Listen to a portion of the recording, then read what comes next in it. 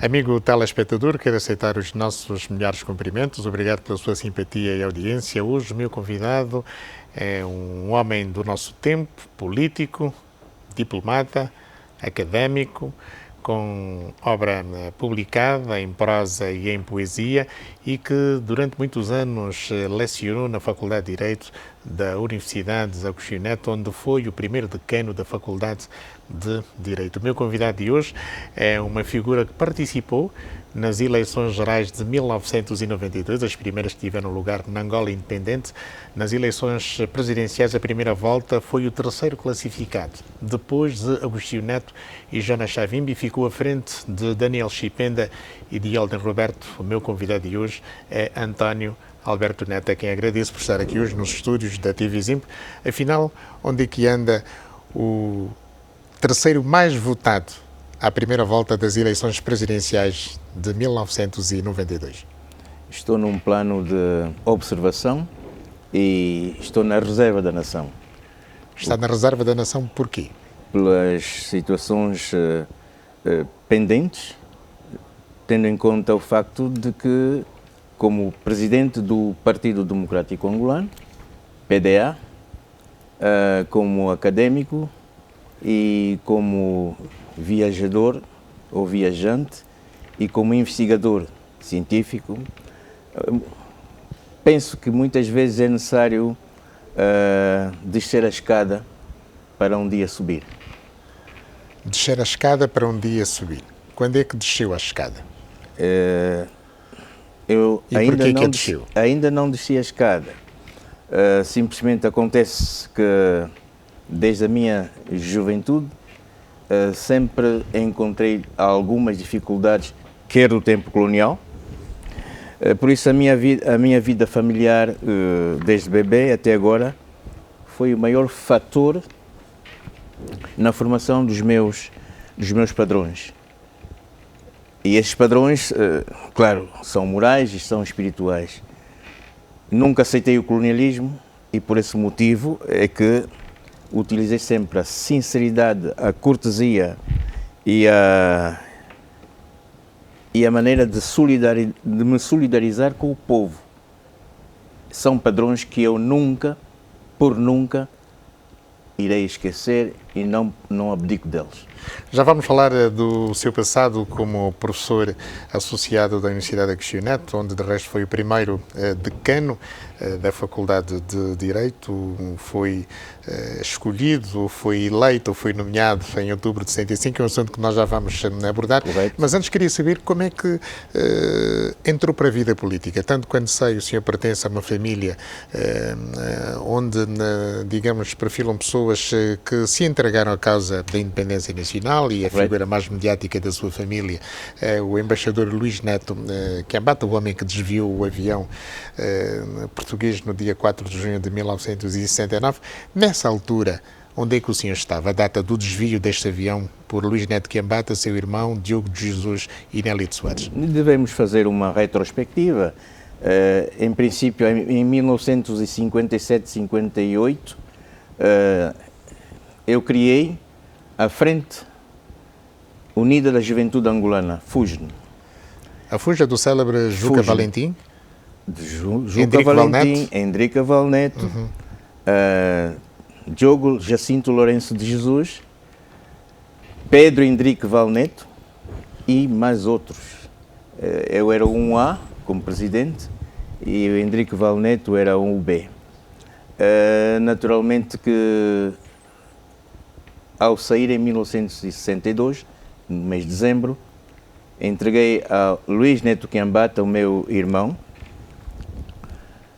duas indicações importantes: o código de comunicação entre a Angola, isto é, os elementos que estavam na clandestinidade a trabalhar para a independência do país, e eu que estava lá fora. Portanto, quando recebi as cartas, eu tinha que traduzi-las, revertê-las e enviar para Brazzaville, ou enviar para outros países como Dar es Salaam, ou para outros sítios onde era mais fácil o contacto com a nossa organização. Qual foi o primeiro trabalho desta Frente Unida da Juventude Angolana?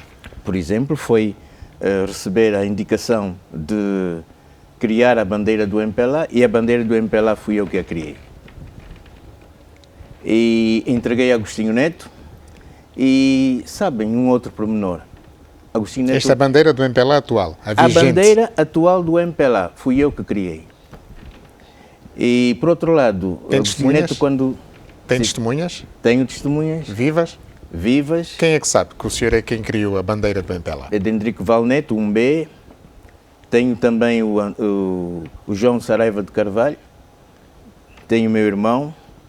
E tenho outras testemunhas, incluindo que já não fazem parte dos vivos, infelizmente, que é o Agostinho Neto, que também me entregou um baú contendo várias obras que ele trouxe de Lisboa e que serviram para criar a Biblioteca do Fusno. Quer dizer que obras revolucionárias. Eu não li Marx ou Engels ou Cheikh Anta Diop ou então Sékou Touré no exterior do país. Eu li essas obras em Angola devido ao facto de que Agostinho Neto me tinha confiado a sua biblioteca revolucionária. Professor Alberto Neto, em que ano é que criou a bandeira do MPLA? 1959. Quando estamos a dizer que criou a bandeira do MPLA, foi o senhor que a desenhou? Desenhei e é simples. A bandeira do MPLA, se nós compararmos com a bandeira da Frente de Libertação Nacional do Sul Vietnã, tem muitos tratos semelhantes. Simplesmente, a única diferença que existe é que, em vez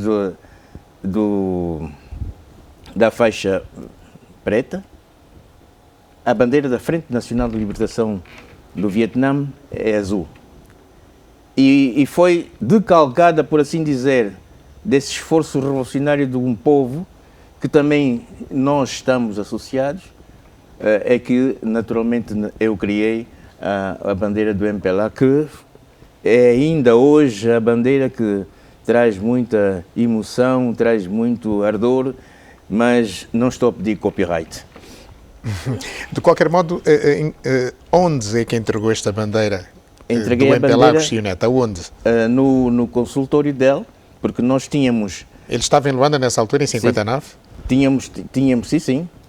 E então ele recebeu a bandeira com muito agrado e nós não tínhamos a ideia de que ele iria levar essa bandeira e ser a bandeira adotada pelo comitê diretor. Lembro-lhe que isto é muito importante, um partido, um movimento sem bandeira, sem hino, uma juventude sem bandeira, sem hino, não dá. E posso dizer-lhe que muita gente também não sabe que existe uma bandeira que é a bandeira da JMPLA. Perguntem-me quem é que criou a bandeira da JMPLA. Isto nós sabemos. Então diga-me. Daniel Chipenda. Exatamente. Foi o primeiro responsável da JMPLA na clandestinidade. Exatamente. Portanto, Mas havia dúvidas? Há dúvidas em relação a isso? Não pode haver dúvidas. Mas simplesmente a nova geração nem sequer se percebe, nem conhece.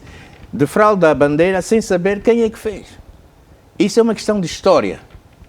E a história tem que ser resgatada para permitir, por A mais B igual a C, que uma organização, quer ela tenha uma sigla, quer ela tenha uma bandeira, há também os recursos humanos que estão na base da criação dessa organização que devem ser respeitados.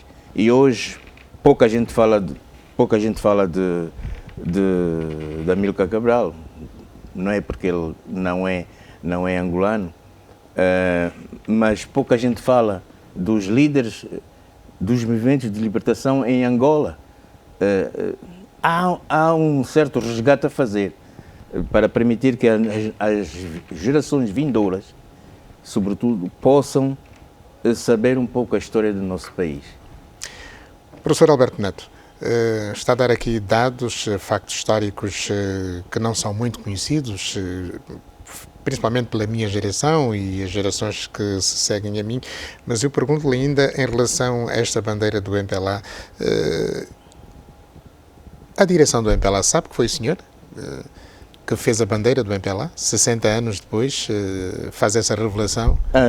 Nunca disse? Sim. Nunca. E nunca disse porquê? Porque eu nunca participei, e eu queria aqui, muito sinceramente, agradecer o convite da TV Zimbo para esta primeira entrevista que eu tive em Angola, porque fui sempre cortado de poder aparecer na rádio, na televisão e mesmo nos jornais. Isso é um problema que eu também posso lhe esclarecer se me perguntar. Claro.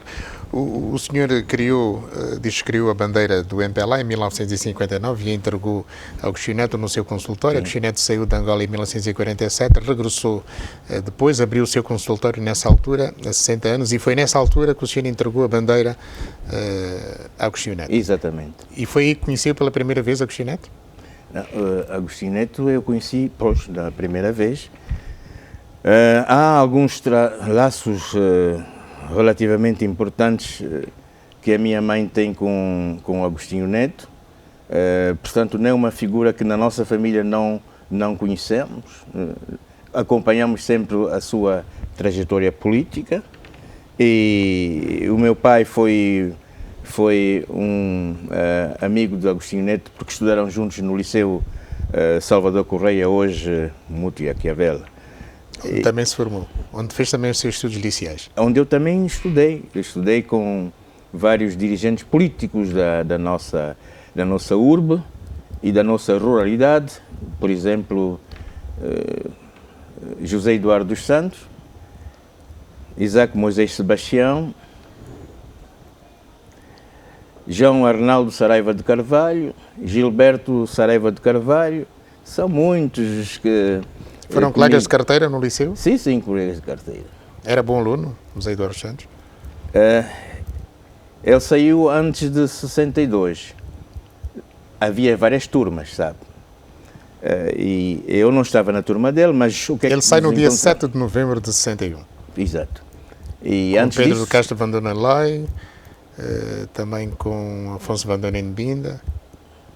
Pelo menos esse é o que está na sua biografia, portanto, partiram nesse dia para Leopoldville. Para Leopoldville, exatamente.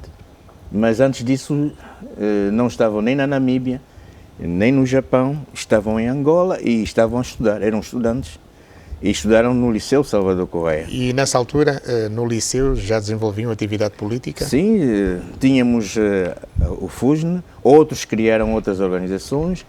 O essencial era que nos também encontrávamos... quando jogávamos futebol, lá no liceu, havia atividades. Eu era beco esquerdo. Olha, um outro que eu gostaria também aqui de citar, perdão, que foi presidente da Federação de Futebol, Fernandes. Justino Fernandes. Justino Fernandes. Defesa esquerda do ASA. Exatamente.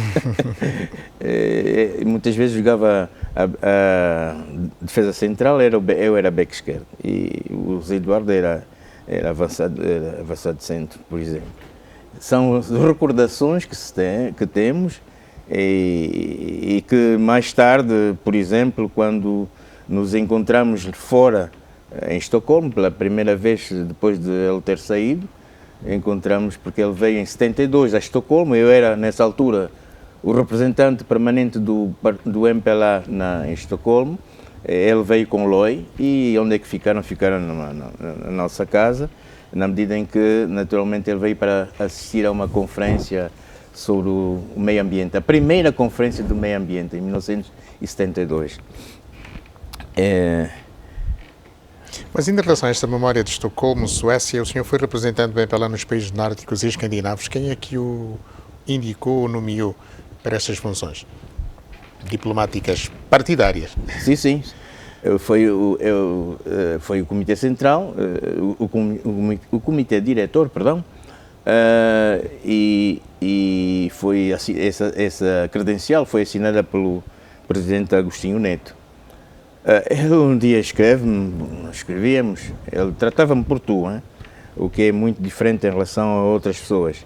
E disse-me, olha, Ninho, que é o meu nome de casa, precisamos de alguém que possa nos representar nos países escandinavos, porque há necessidade de não somente contrapor a política colonialista nos países nórdicos e permitir que o apoio que podemos ter dos países nórdicos vai servir para alavancar a nossa luta. Portanto, nós estamos a pensar em ti para lá ir. Eu disse, olha, eu estou disponível, estou a terminar a minha tese de doutoramento, mas estou disponível. Estava em Grenoble, onde recebi pessoas que passavam, o Eurico Gonçalves, o João Saraiva de Carvalho,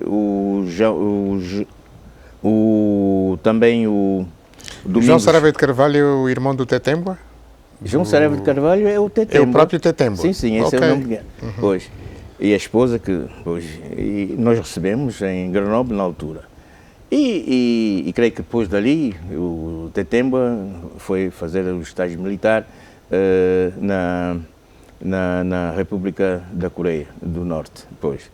E portanto, são pessoas que comigo estivemos juntos e que conhecem a minha lisura e sobretudo, a minha harmonia entre a prática, a ação e a palavra. E, claro, em função disso, o aspecto ideológico também conta, porque tínhamos que saber se estávamos a lutar com quem, contra quem, e que, do ponto de vista político, o que é que o futuro nos iria reservar. E esse é um dos motivos pelos quais eu sempre fui posto de lado, porque a partir de 73, nas zonas libertadas do MPLA, corria o boato que eu tinha esbofeteado o primeiro-ministro da Suécia, um amigo de longa data, Olof Palme. Era já, porque no MPLA há muita intriga, muita inveja. E essa inveja, essa intriga ainda não acabou, continua. Mas não é disso que eu quero falar, no futuro vamos abordar. Mas vamos falar do passado, do presente e do futuro, por isso é que eu o convidei. Exatamente. Mas deixe-me recuar outra vez no Com tempo, certeza. entre 70 e 73 esteve como representante do MPLA nos países nórdicos e escandinavos. Olof Palme morreu vítima de assassinato, tanto quanto nós sabemos, vítima de uma conspiração. Ele era muito próximo, digamos, aos movimentos independentistas africanos e particularmente dos países, digamos, de língua oficial portuguesa, refiro-me a Moçambique e Angola.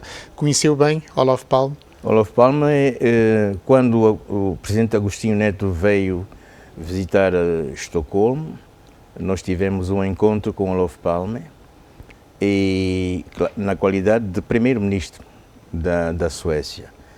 E foi alguém que inspirou-me na social-democracia adaptada à Europa e certamente que Olof Palme foi alguém que muito primou pela solidariedade para os movimentos de libertação e sobretudo para as nas colónias portuguesas. E, portanto, era um amigo de Angola, um amigo da Guiné-Bissau, um amigo de Moçambique e também um amigo do povo português.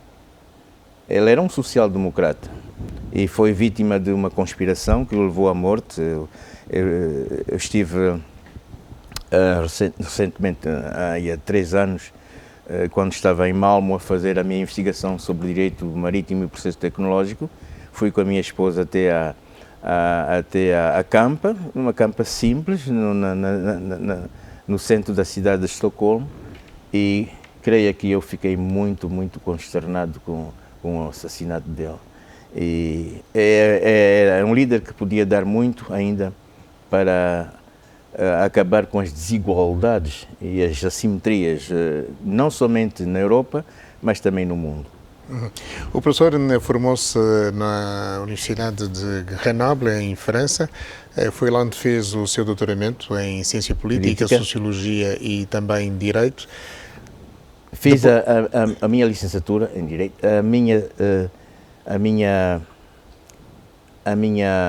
o meu doutoramento em Ciência Política e o meu mestrado em Sociologia. Portanto, eu tenho 3 cursos que me ajudam a poder considerar-me como alguém que pode dar uma contribuição nesse domínio. E por isso assumi vários postos, como vice-presidente da Associação de Juristas Africanos, de 1981, 82 até 1990, vice-presidente da Associação de Juristas Africanos, dizia eu, portanto, e também vice-presidente da Associação de Ciência Política Africana. E atualmente sou vice-presidente da Associação da Academia Africana de Relações Internacionais, que tem a sua sede em Dakar. Dakar, Senegal.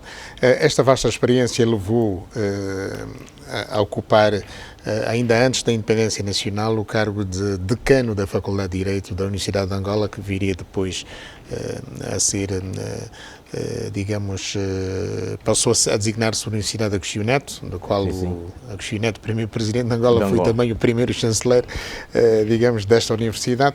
Mas, correto. Professor, a minha questão é muito direta. Mas, afinal, o que é que se passou? O professor deixou de lecionar na Faculdade de Direito por alguma razão?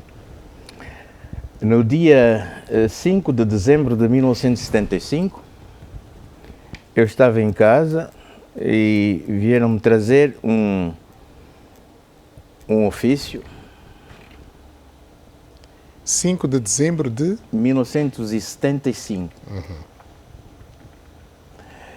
Esse ofício dizia que o Bureau Político do MPLA tinha se reunido e decidiu interditar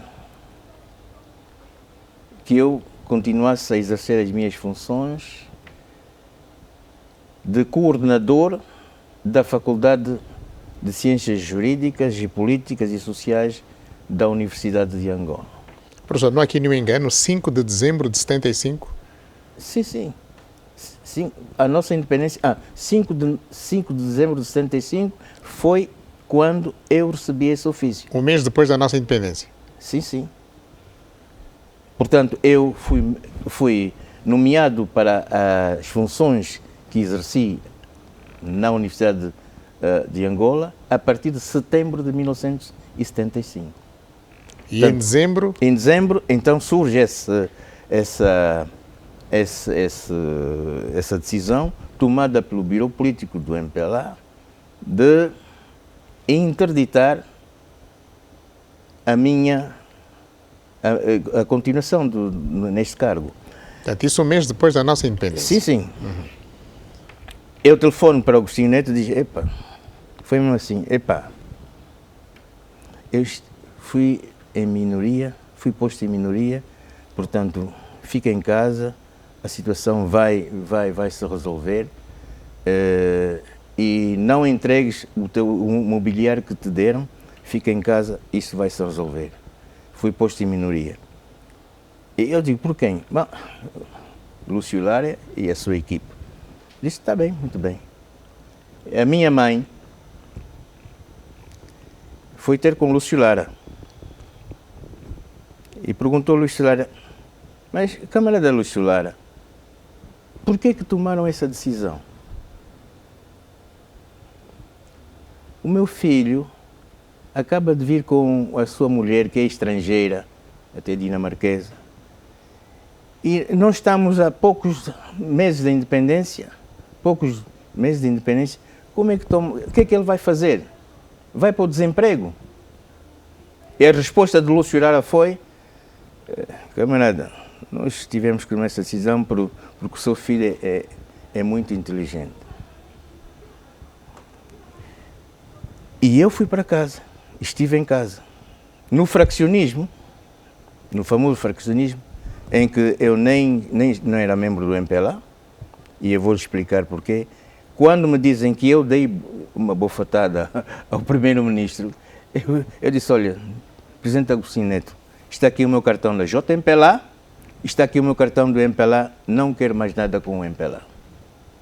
Este é o motivo pelo qual sou perseguido até o presente momento. Porque nos partidos... Mas perseguido por quem? Vinganças políticas e ideológicas. É sobretudo por razões ideológicas que eu abandonei o MPLA. E as pessoas sabem perfeitamente que eu sou de esquerda. E a ter abandonado o MPLA, as consequências são essas. É ficar desempregado, foi o que aconteceu, até 1976. Em 77, o que é que acontece? O MPLA decide de que eu tinha que ir trabalhar para a assessoria jurídica na Direção Nacional de Marinha Mercante e Portos. Fui até lá e fiz o Código Marítimo de Angola. Veio o fraccionismo. Mas tem um livro publicado sobre o Código Marítimo de Angola. Este é o último, que está aqui, é o último, que é o Direito Marítimo e Processo Tecnológico. Direito Marítimo e Processo Tecnológico. António Alberto Neto, professor da Faculdade de Direito de Luanda, da Universidade de Agostinho Neto. Mas eu nunca vi este livro. No... Este livro é o resultado da minha ida à Universidade Marítima de Malmö, na Suécia, onde eu pedi a autorização à Faculdade de Direito para lá ir. Acha que pode-se fazer um livro em um mês? O Sr. Carlos Teixeira, a quem aqui publicamente acuso de desonestidade, fez um despacho que está aqui,